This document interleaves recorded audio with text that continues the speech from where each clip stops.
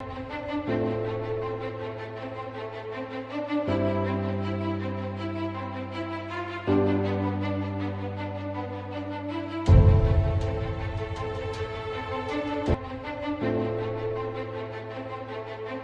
milieux dans lesquels nous vivons, il y en a qui habitent dans des quartiers qui sont contrôlés spirituellement par les forces de ténèbres.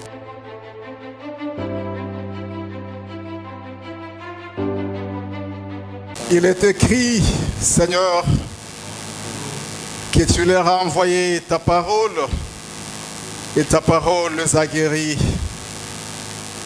Créateur du ciel et de la terre, en ces jours, j'aimerais encore une fois que tu nous envoies ta parole, que ta parole, Seigneur, nous éclaire, que ta parole, Seigneur, notre Dieu, nous délivre, que ta parole, Créateur, nous console, que ta parole nous redonne la force de continuer à marcher sur ces chemins de la foi. Que ta parole, Seigneur éternel, fasse disparaître de nos vies toutes les zones d'ombre entretenues par le monde des ténèbres, afin que nous soyons des hommes et des femmes totalement éclairés, marchant conformément à ta volonté, discernant ce qui est bon, agréable et parfait. Merci, Créateur du ciel et de la terre. Je me lève contre tous les ennemis de l'Évangile. Je le précipite au bas de la croix de Golgotha et je désenvoûte ces lieux dans l'autorité du nom de Jésus. Que l'ombre du Saint-Esprit nous couvre en ces lieux et que le Saint-Esprit, lui qui a la maîtrise de tout le mystère de Dieu, puisse prendre la direction de ces instants afin de parler à nos vies. C'est dans le nom de Jésus que nous prions ainsi et nous disons Amen. Amen. Amen. Est-ce que nous pouvons acclamer pour la gloire de notre Dieu?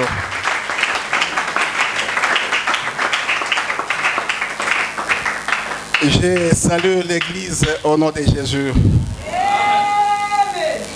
Je salue les excellents fils et filles de Dieu rassemblés en ces lieux au nom de Jésus. Et je salue également tous ceux qui nous suivent via les réseaux sociaux, de partout là où ils sont et de partout là où ils nous suivront. Je leur adresse les salutations au nom de Jésus. Bien-aimés dans le Seigneur, vous comprenez tout de suite que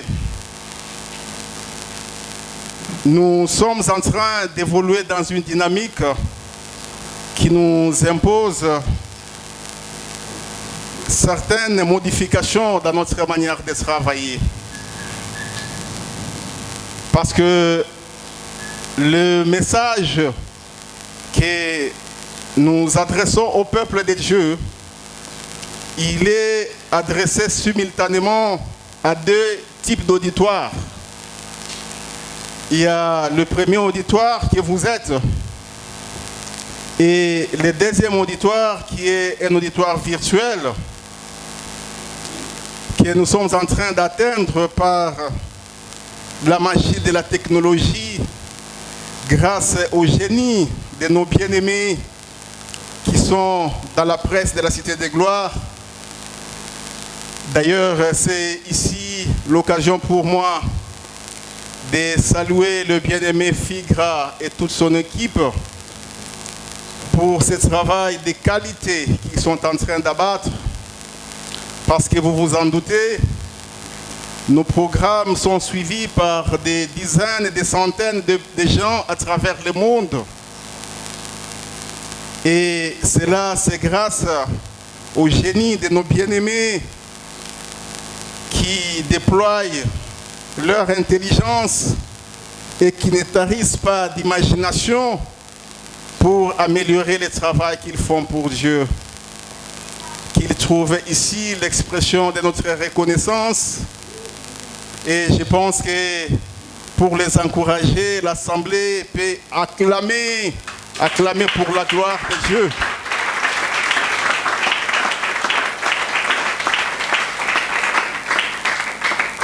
Merci, bien-aimés. Aujourd'hui, nous sommes en train d'aborder les thèmes que nous intitulons « Christ nous a franchis du pouvoir des ténèbres et nous met au large ».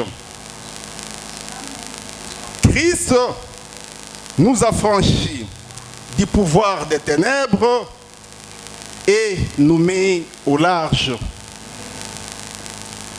Pour ceux qui étaient déjà avec nous depuis le mercredi, ils comprendront que nous sommes en train de chuter par rapport au grand thème que nous avons abordé tout au long de la semaine, que nous avions intitulé « Les âmes éclairées, affranchies et transportées dans les royaumes du Fils de la lumière ».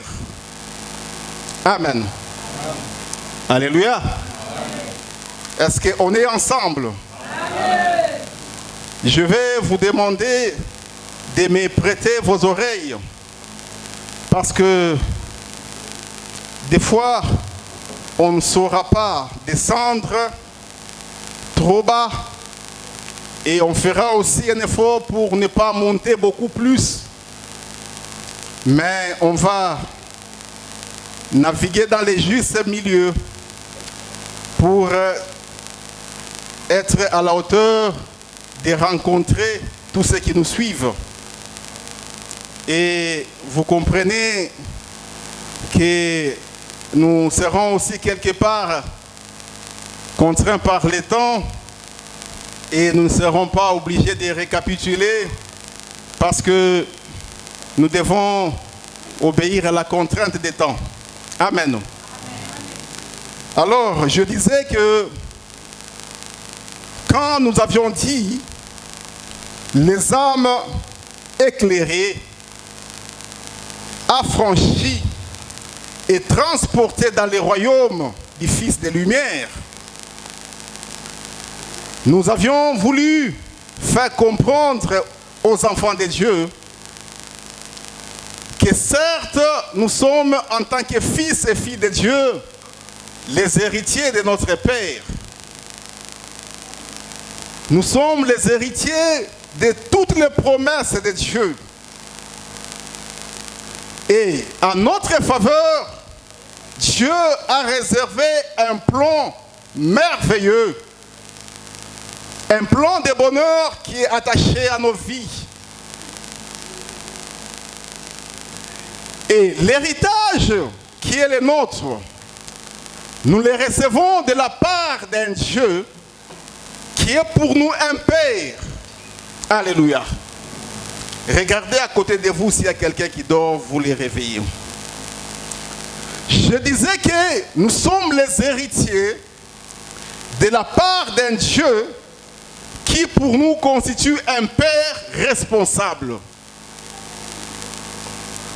Et notre Dieu, contrairement à certains pères ou à certains parents de ce monde, il a réservé un héritage extraordinaire pour nous, ses enfants. Et cet héritage, nous savons le comprendre à partir des différentes promesses qui sont contenues dans la parole de Dieu.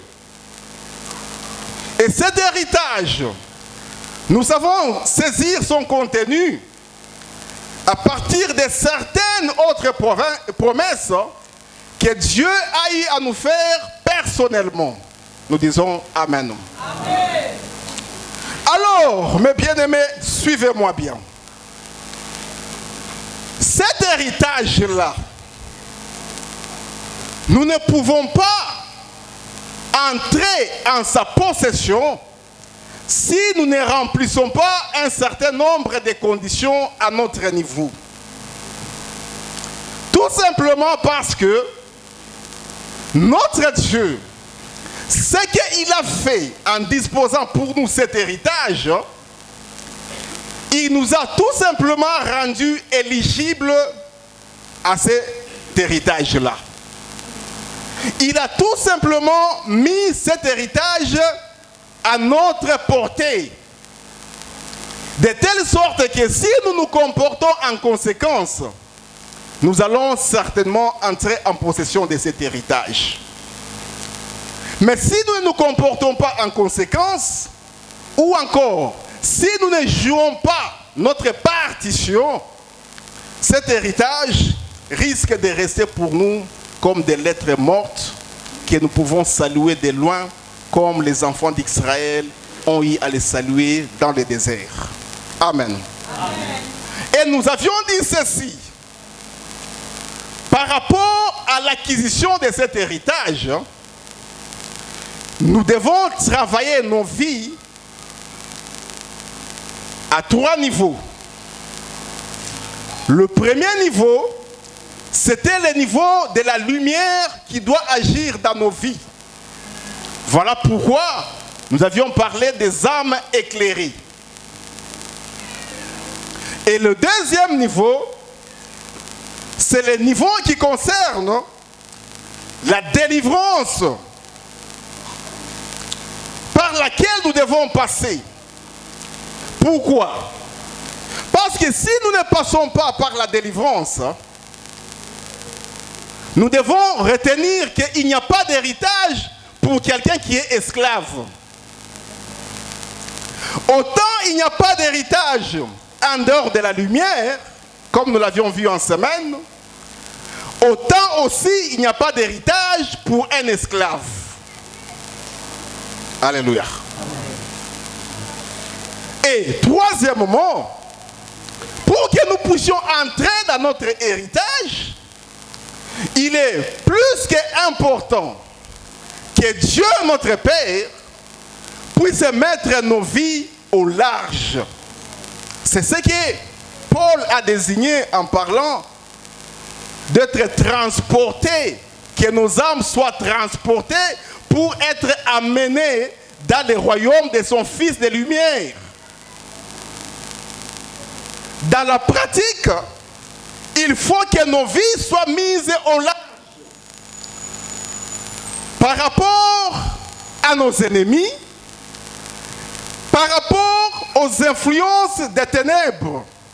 Alléluia. Amen. Alléluia. Amen. Et notre texte de base qu'on a lu dans Colossiens, chapitre 1er, du 12e au 13e verset, on ne va pas les lire, je vais tout simplement donner son contenu.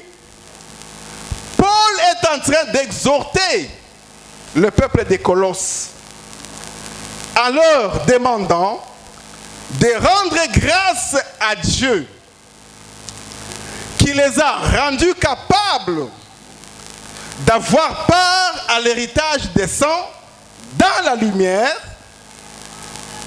et qui ne s'est pas arrêté seulement à ce niveau-là. Paul poursuit en disant qui vous a délivré des puissances de ténèbres et qui vous a transporté dans le royaume de son Fils de lumière. Alléluia. Alors, pendant toute la semaine, nous avions parlé de la lumière. Aujourd'hui, nous voulons maintenant parler sur les 2 aspects restants, c'est-à-dire l'aspect lié à la délivrance et l'aspect lié à la mise au large. Voilà pourquoi nous disons, Christ nous a franchis du pouvoir des ténèbres et nous met au large. Alléluia. Amen. Maintenant, entrons dans les vifs des choses qui nous concernent aujourd'hui. Quand nous disons Christ nous a franchis du pouvoir des ténèbres et nous met au large, le mot qui est au centre de tout, c'est le mot pouvoir des ténèbres. Parce que c'est par rapport à ce mot-là, pouvoir des ténèbres, que nous parlons de l'affranchissement. C'est-à-dire, s'il faut qu'on parle de la délivrance, c'est par rapport au pouvoir des ténèbres. Et s'il faut que nous parlions de la mise au large, c'est toujours par rapport à ce pouvoir des ténèbres. Alors, cherchons un peu à comprendre ce que c'est le pouvoir. Alléluia. Quand nous parlons du pouvoir, le mot pouvoir, premièrement, c'est un verbe. Vous voyez? Et quand on parle du verbe pouvoir, on voit tout simplement la possibilité que l'on a pour faire quelque chose. Si je dis que je peux faire ceci, c'est-à-dire j'ai cette possibilité de faire cette chose-là. Je peux sortir dehors, c'est-à-dire j'ai la possibilité de sortir dehors. Je peux te voir, je peux te rencontrer. Ça suppose qu'on a la possibilité. Et là, c'est par rapport au pouvoir en tant que verbe. Maintenant, le pouvoir en tant que verbe ne nous concerne pas beaucoup à ce niveau ici. Nous sommes beaucoup plus concernés par le pouvoir en tant qu'un nom. Alléluia. Quand on dit « il a le pouvoir », j'ai le pouvoir. Le pouvoir ici, mes bien-aimés, c'est un mot. J'aime beaucoup quand j'entends les gens en train de l'utiliser dans le domaine de l'administration des entités. Par exemple, quelqu'un qui dirige un pays ou bien un royaume, on dit que le monsieur a le pouvoir ou bien le monsieur n'a pas le pouvoir. Alléluia. Dans ce cas, le mot pouvoir est attaché à la notion de l'autorité. Suivez-moi bien. La notion du pouvoir marche de pair avec la notion de l'autorité. Et quand on parle du pouvoir des ténèbres, on voit ou bien on fait allusion à l'autorité des ténèbres. Ce sont des mots, comme je l'ai dit, qui sont utilisés dans le domaine de la gestion des entités, par exemple. Et quand on parle de la gestion des entités, c'est sur le plan naturel. Mais sur le plan spirituel, nous devons noter qu'il y a deux entités. Nous avons d'une part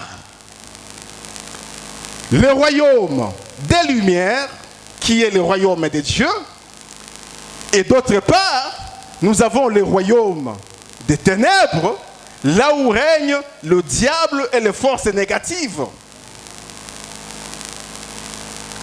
Alléluia. Alors nous disons, Christ nous délivre de ce pouvoir des ténèbres. Le pouvoir indique l'autorité, l'influence que l'on a pour exercer sur les sujets, sur quelque chose. Un chef qui a le pouvoir sur ces sujets, c'est-à-dire il a l'autorité, il a cette possibilité ou bien cette influence d'influer sur ces sujets-là. Et il en est de même. Quand on parle des pouvoirs des ténèbres, nous voyons l'autorité des ténèbres et la manière dont cette autorité influence les vies de ceux qui sont dans le royaume des ténèbres. Alléluia. Nous allons rapidement lire quelques passages qui vont nous permettre d'évoluer. Premièrement, nous allons lire dans Daniel chapitre 3, du 4e au 6e verset. Deuxièmement, on va lire Daniel, toujours Daniel, chapitre 6 cette fois-là, du 7e au 9e verset. Et puis on va lire Jean 18, 28 à 31. Je réponds rapidement. Daniel, chapitre 3, 4 à 6. Daniel 6, 7 à 9. Jean 18, 28 à 31. Oui, nous demandons la lecture par notre bien-aimé. Héros cria à haute voix. Voici ce qu'on vous ordonne, peuple, nation, hommes de toute langue. Au moment où vous entendrez le son de la trompette, du chalumeau, de la guitare, de la sambuc, du psalterion, de la cornemuse et de toutes sortes d'instruments de musique, vous vous prosternerez et vous adorerez la statue d'or qu'a élevée le roi Nabuchodonosor. Quiconque ne se prosternera pas et n'adorera pas sera jeté à l'instant même au milieu d'une fournaise ardente. Daniel 6, 7 à 9. 7 à 9. Tous les chefs du royaume, les intendants, les satrapes, les conseillers et les gouverneurs sont d'avis qu'il soit publié un édit royal avec une défense sévère portant que quiconque, dans l'espace de 30 jours, adressera des prières à quelque dieu ou à quelque homme, excepté à toi, ô roi, sera jeté dans la fosse aux lions. Maintenant, ô roi, confirme la défense et écris le décret afin qu'il soit irrévocable selon la loi des Mèdes et des Perses qui est immuable. Là-dessus, le roi écrivit le décret et la défense. Jean 18, de 28 à 31. Ils conduisirent Jésus de chez Caïphe au prétoire. C'était le matin. Ils n'entrèrent point eux-mêmes dans le prétoire afin de ne pas se souiller et de pouvoir manger la Pâque. Pilate sortit donc pour aller à eux et il dit: quelle accusation portez-vous contre cet homme? Ils lui répondirent: si ce n'était pas un malfaiteur, nous ne te l'aurions pas livré. Sur quoi Pilate leur dit: prenez-le vous-même et jugez-le selon votre loi. Les Juifs lui dirent: il ne nous est pas permis de mettre personne à mort. Nous acclamons le Seigneur.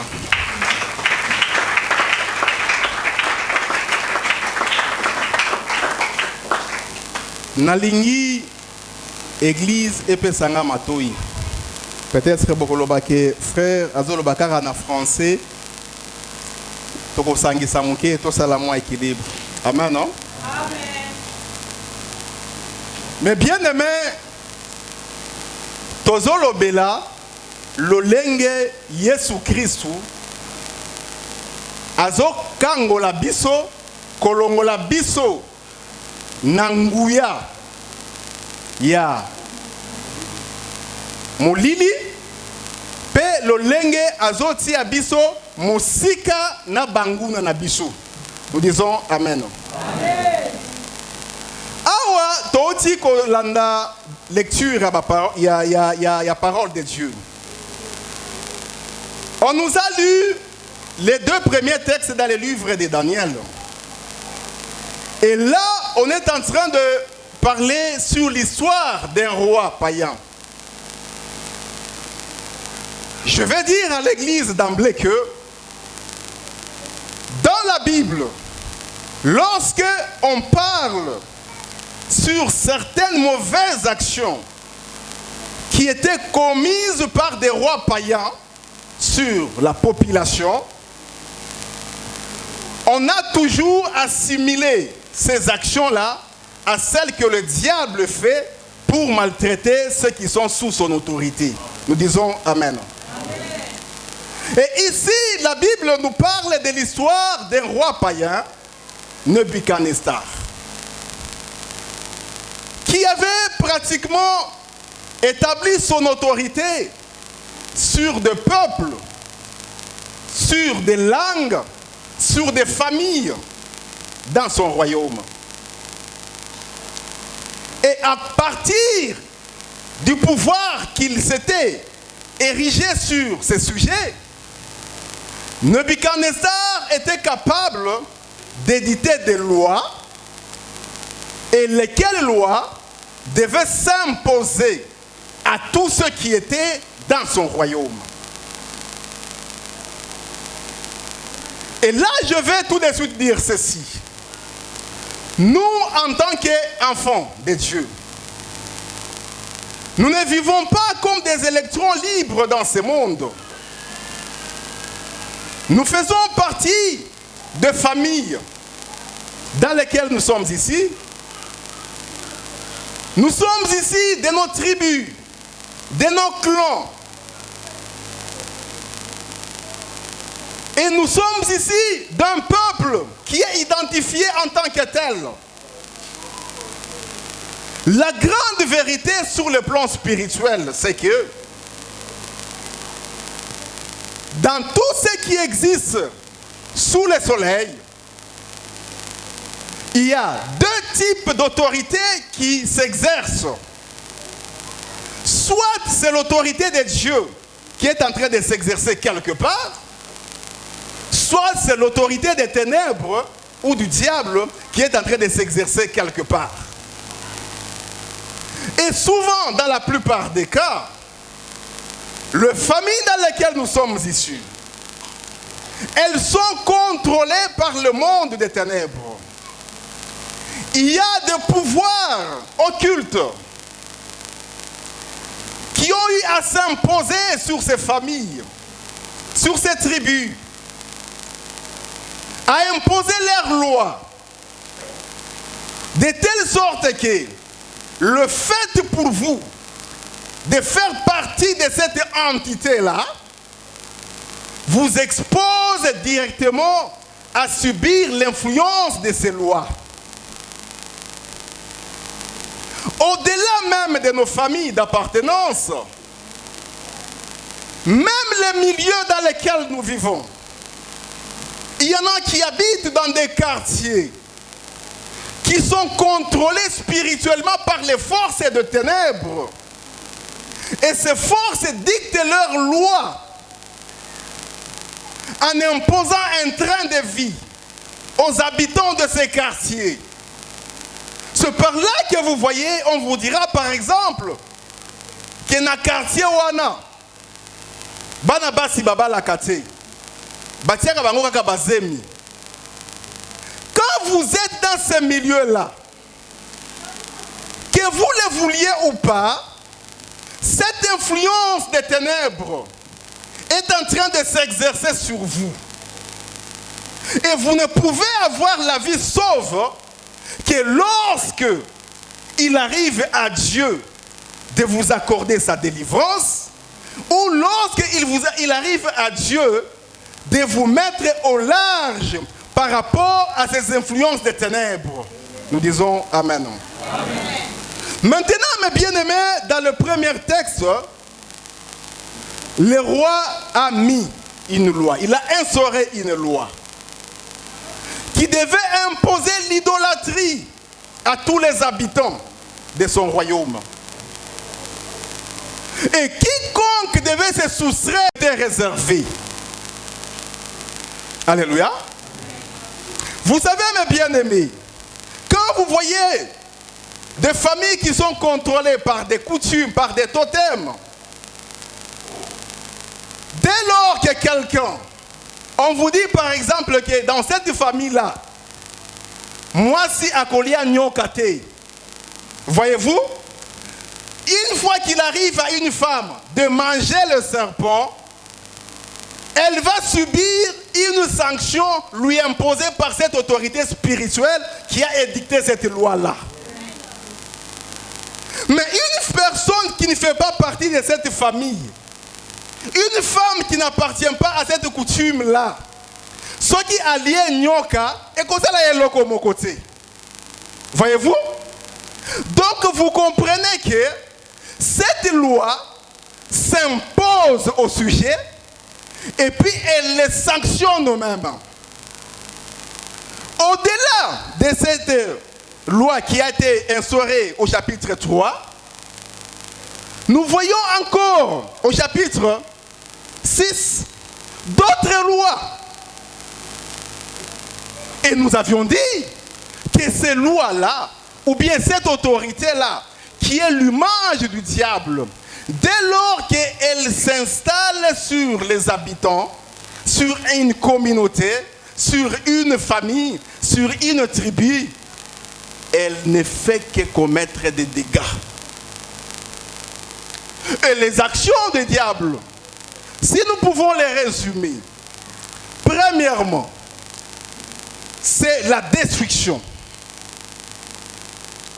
Vous verrez que la destruction règne.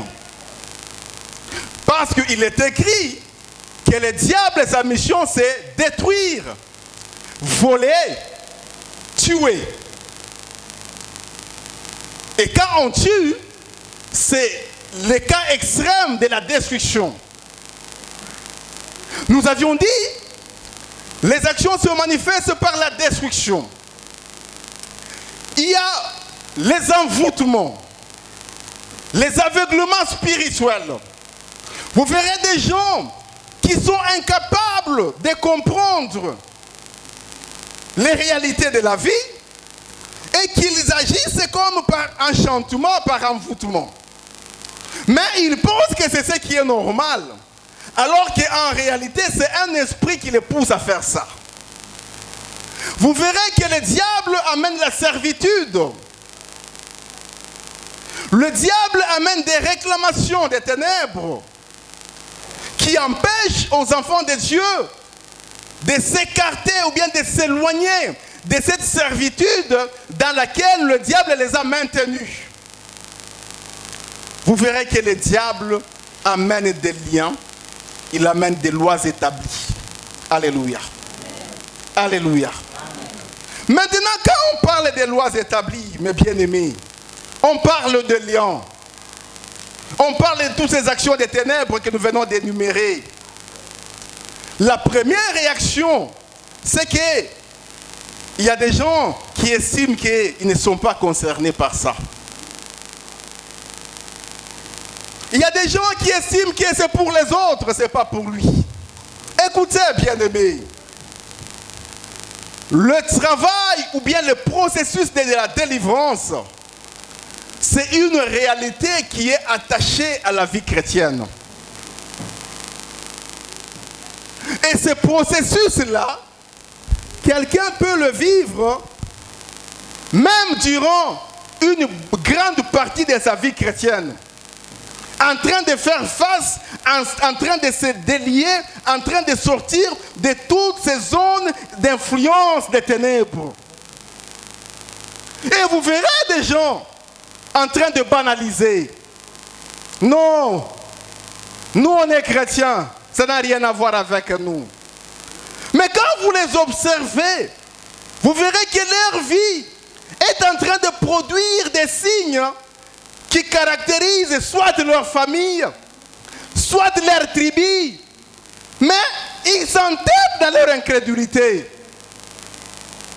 Il n'y a pas pire aveugle que la personne qui refuse de voir. La foi que nous avons, mes bien-aimés, ne consiste pas à un reniement de la réalité. Mais la foi consiste à prendre la réalité en face, de l'observer en face et de l'affronter en tant que telle. Quand on pense que la foi c'est un reniement de la réalité, on se trompe. Observe bien ta vie. Tu verras ta vie quelque part en train d'être réclamée par une force qui concerne ta famille. Tu verras ta vie en train d'être réclamée par une force qui concerne soit ta tribu, soit le milieu dans lequel tu évolues. Alors il faut prendre la mesure du problème et affronter cette réalité-là et chercher la délivrance auprès de Dieu. Parce que si Dieu ne vous délivre pas, ne vous met pas au large de cette influence négative, je venais de dire tantôt qu'il n'y a pas d'héritage pour un esclave. Imaginez un peu un fils d'un homme riche, même si son papa était un président de la République, même si son papa était un milliardaire, mais qui choisit d'aller se faire enrôler comme esclave auprès de quelqu'un d'autre. Il ne peut pas entrer en possession de l'héritage lui réservé par son père. C'est la réalité spirituelle. Nous sommes héritiers des promesses de Dieu. Nous sommes héritiers du grand plan, du plan de bonheur que Dieu a réservé pour nous. Mais dès lors que nous sommes quelque part esclaves, au service du monde des ténèbres, enfermés quelque part, coincés quelque part, nous risquons de saluer notre héritage de loin. Alléluia. Amen. Nous devons savoir, mes bien-aimés, que lorsque Dieu ne prend pas la résolution de nous mettre au large, c'est-à-dire de nous mettre à l'abri de ces influences négatives, ces influences vont s'imposer sur nous. Les juristes de ce monde disent que nul n'est censé ignorer la loi. La loi s'impose sur les sujets. Cette vérité est aussi valable sur le plan spirituel. Tu n'es pas obligé de connaître les lois de ta famille. Tu n'es pas obligé de les connaître. Mais que tu les connaisses ou pas, elles s'imposent sur vous. Elles s'imposent. Si tu ne fais pas attention. Alors nous avions vu, mes bien-aimés, le texte qu'on nous a lu dans le livre de Jean, c'est l'histoire de Jésus-Christ. Beaucoup qu'on connaisse bien cette histoire. Mais cette histoire ne nous concerne pas nous aujourd'hui. J'ai évoqué ce passage pour nous permettre d'épuiser une réalité. Et cette réalité se trouve dans la parole que Pilate avait adressée aux Juifs. La Bible nous dit que les Juifs sont allés accuser Jésus. Ils l'ont amené auprès de Pilate. Ils ont commencé à les charger de beaucoup de choses. Pilate s'est tenu debout.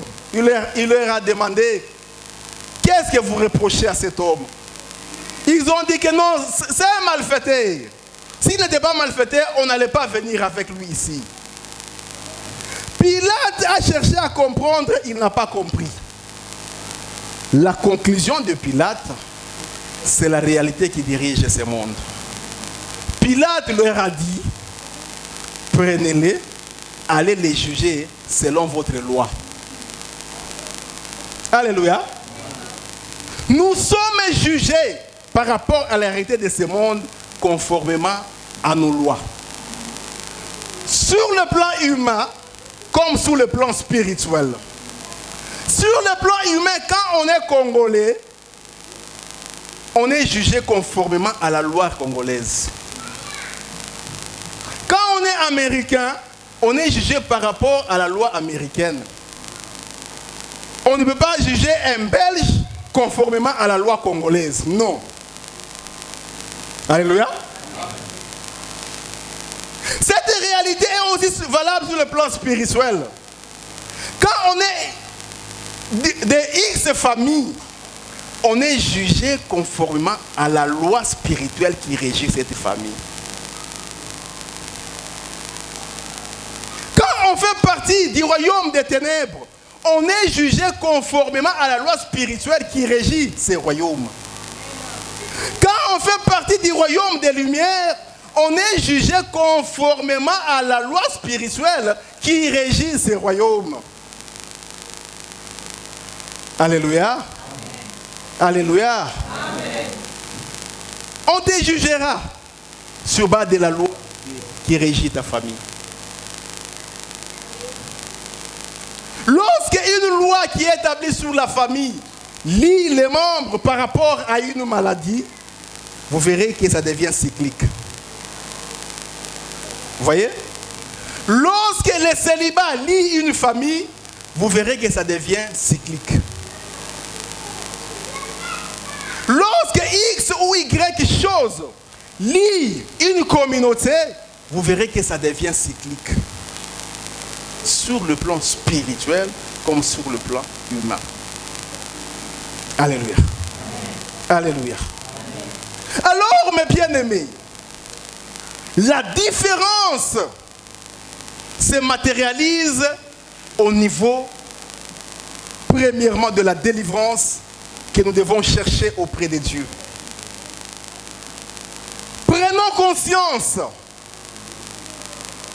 Observons minutieusement nos vies.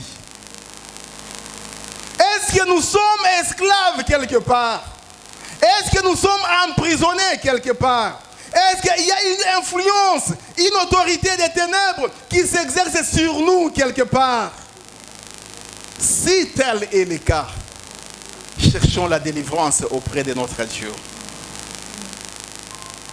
Et dans ce cas, Dieu ne va pas seulement nous délivrer, mais il va aussi nous mettre au large. Vous savez, mettre au large, c'est mettre quelqu'un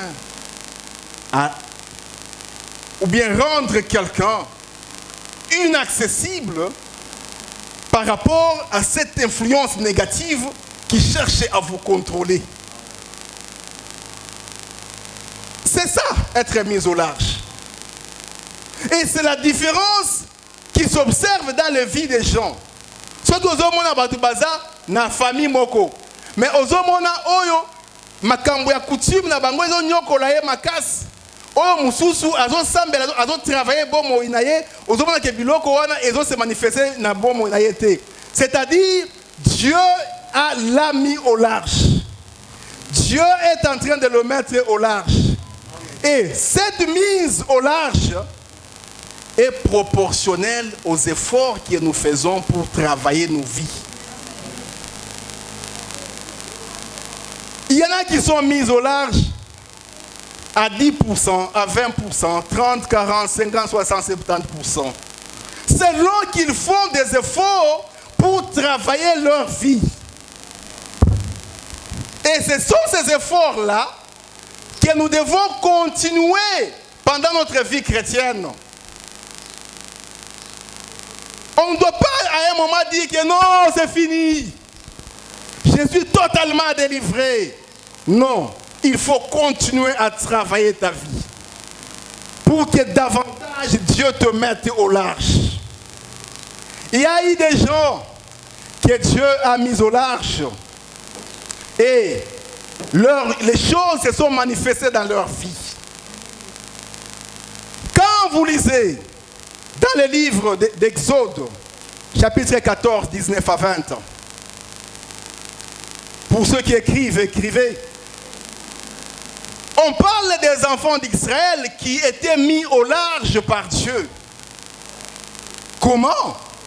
La Bible nous dit qu'Israël était conduit par la nuée. Et quand les Égyptiens étaient en train de suivre le peuple d'Israël, la nuée qui marchait devant le peuple d'Israël s'était déplacée à un moment. La nuée a contourné et elle est allée s'interposer au milieu, d'une part, des enfants d'Israël et d'autre part des Égyptiens. Et cette nuée a donné la lumière du côté d'Israël et les ténèbres du côté des Égyptiens. Cette nuée, ou l'action de cette nuée, a rendu les Égyptiens incapables d'atteindre Israël. Alléluia.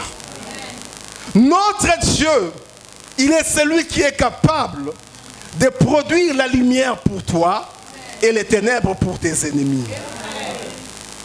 Notre Dieu produit ces choses. Il est capable de t'éclairer pour que tu voies, pour que tu ailles de l'avant et de confondre en même temps tes ennemis en leur imposant un ténèbre, ou bien des ténèbres liées à la confusion. Alléluia. Alléluia. Et ça, on peut le lire dans le livre d'Ésaïe 45, verset 7, là où on voit que Dieu, notre Père, est capable de donner la lumière et les ténèbres. La lumière au bénéfice de ses enfants et les ténèbres pour confondre ses ennemis. Alléluia. Il y a aussi quelqu'un qui a été mis au large, c'est Isaac. Là, nous pouvons lire dans les livres de Genèse 26, de 22 à 23. Genèse 26, 22 à 23.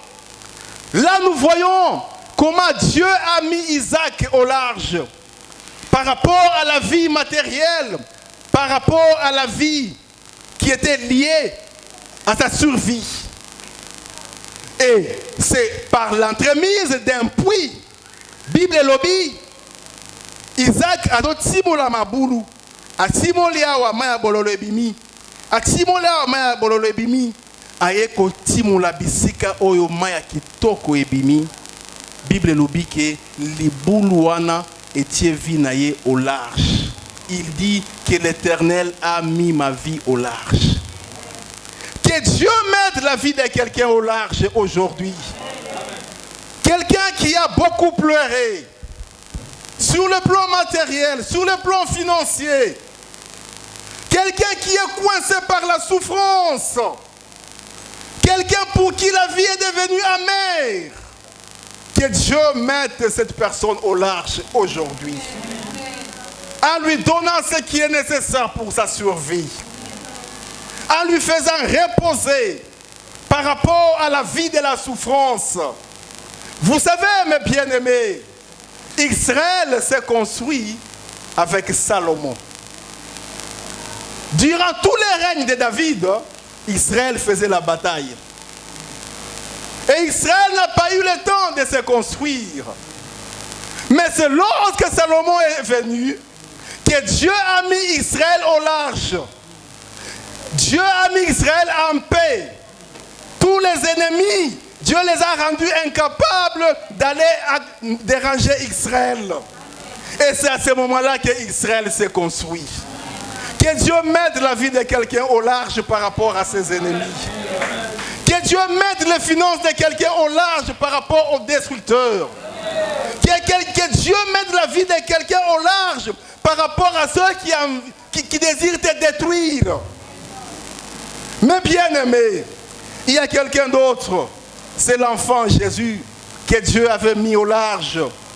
Pendant que Hérode était en train de chercher à tuer l'enfant Jésus. Et là, nous allons lire, c'est Matthieu 2, verset 3. Nous voyons comment Hérode, qui cherchait à tuer l'enfant Jésus, Dieu donne la révélation à son père pour dire, prends l'enfant et va avec en Égypte. C'était une façon pour Dieu de mettre la vie de l'enfant Jésus au large. Que Dieu mette la vie de quelqu'un au large. Par rapport à la sorcellerie qui cherche à te détruire. Que Dieu mette la vie de quelqu'un au large. Par rapport à tous les combats qui sont liés à ton milieu de service. Que Dieu mette la vie de quelqu'un au large. Et c'est là, sur le plan prophétique, Apocalypse nous démontre, dans Apocalypse 12, 5 à 6, là où on voit la femme qui veut enfanter et le dragon est là, prêt à dévorer l'enfant. Et Dieu s'est arrangé de sorte que aussitôt l'enfant sorti du ventre de sa mère, l'enfant a été amené au ciel. Dieu a mis cet enfant au large. Que Dieu mette la vie de quelqu'un au large. Mon frère et ma soeur, nous devons prier pour que Dieu nous délivre de toutes les puissances des ténèbres, de toutes les influences négatives, les pouvoirs des ténèbres, et qu'il ne s'arrête pas seulement à nous délivrer, mais qu'il mette aussi nos vies au large. Et c'est un mystère, mes bien-aimés. Nous allons chuter par là. C'est un mystère Quand nous lisons dans Éphésiens, chapitre 2, verset 6, vous verrez Paul qui est en train de démontrer aux Éphésiens le fait que, à cause de leur foi, alors qu'ils ont cru en Dieu, tout en restant sur la terre physiquement, mais spirituellement, ils sont dans le royaume de Dieu, là où ils sont en train de vivre. C'est un mystère. C'est un mystère. Physiquement, on est sur terre. Physiquement, on fait partie de X ou Y famille. Physiquement, on fait partie de tel quartier. Physiquement, on fait partie de telle entité spirituelle. Mais spirituellement, nos âmes sont transportées et amenées dans le royaume de Dieu. Et c'est dans ce royaume où nous sommes régis par la loi de Dieu. Et c'est dans ce royaume où règne la lumière. Et c'est dans ce royaume où nous sommes appelés à vivre le repos. Alléluia. Alléluia. Paul démontre que nous sommes les ambassadeurs. Ah, j'aime beaucoup ces choses. Un ambassadeur, c'est quelqu'un qui vit loin de son état, mais qui évolue dans un autre état. Notre patrie est au ciel. Mais Dieu nous met sur la terre comme des ambassadeurs. Notre milieu de vie est sécurisé parce que nous sommes les ambassadeurs. Oyebi na mokilia wa soki bayebi si oke kuna zali ambassade ya France. Oke ko simba ça dit qu'il y a des problèmes avec l'État français. Soki bayebi si oke kuna ambassade des États-Unis. Oke ko simba c'est que dans un problème dans les États-Unis.